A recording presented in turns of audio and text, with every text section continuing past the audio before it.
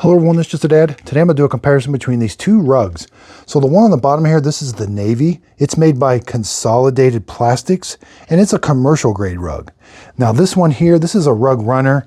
This is 2 feet by 8 feet long, made by BESTVUE.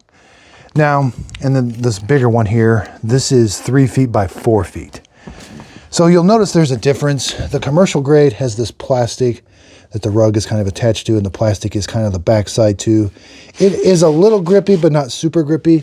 Now this one's actually a lot more grippy, but you can see the rug runs right up to the edge. I think it looks really nice. It is a little bit thicker than this one.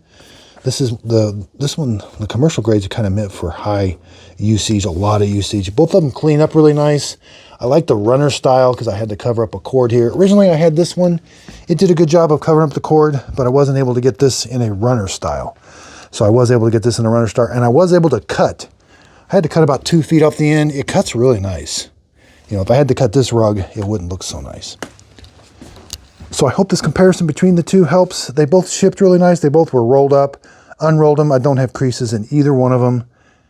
Again, the black, the blue, they look really nice. Hope this video helps. Thanks everybody for watching.